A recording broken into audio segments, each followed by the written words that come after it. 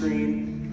If not, I will read it to you. It says this, "And let us consider how we may spur one another on towards love and good deeds, not giving up meeting together as some are in the habit of doing, but encouraging one another, and all the more as you see the day approaching." I love that it says the word spur. Like Brandon said, I'm from a small town in Oregon, so everyone rides their horses, everyone's out in the woods, and so anyone there would know what a spur was. I don't know if you do, but it's a little metal tool that's attached to a rider's boot, and that is used to apply pressure to move the horse forward. The dictionary, when it defines a spur, is very indicative that it means moving a horse forward. It's never meant to go backwards, but forward. And I think that when the writer here in Hebrews breaks down what it means to spur someone, it's a moving forward. We're helping people go forward. We're not going backwards. We're not going to the past.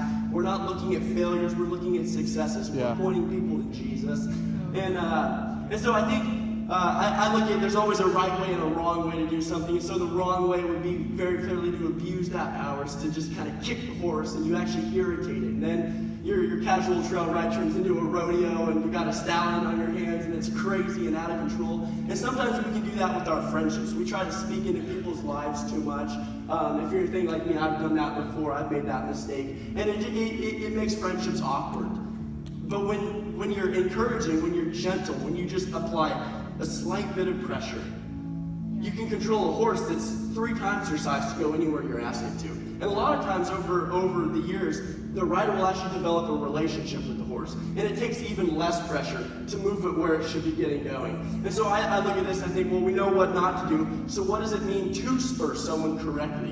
And I think the way to properly spur someone is to tell them who they are, not what they did, not their mistakes, not their past, not their failure, but to tell them who Jesus says they are. To tell them, hey, you're forgiven, you're new, you're set free. Everything that held you, that's in the past. Now you're righteous, now you're pure, now you're whole, now you're redeemed. That's your identity, that's who you are. You don't have to live in the past. You can live right now as a son or daughter. And I think more than anything, my favorite thing in City Church, we're so amazing at this, is that this is a community thing. It says in the tail end of this verse, not giving up meeting together as some are in the habit of doing, but meeting together all the more, encouraging people even more than we have been doing. Come on, Joe. So if I could leave you with just one thought, let's take someone out to coffee this week. Let's tell someone how amazing they are. Let's tell them their value that the Lord has labeled on their life. Let's tell them how incredible they've been made to be, that they have a future, they have a purpose, they are important, they matter, regardless of anything in their past or what their background is. They matter, and they're a valuable piece to this community.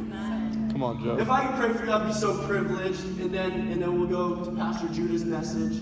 Jesus, I thank you so much for this opportunity to come and just share a thought here at Kirkland at 5:30. I thank you for the sun. I pray that this next week we would have more opportunities to tell people how incredible they are. We would have more opportunities to speak to them about how important they are in this community, how valued they are, and how incredibly thankful we are to have them in our family. We love you, Jesus. Fill us with words of life in your name. Amen. Amen.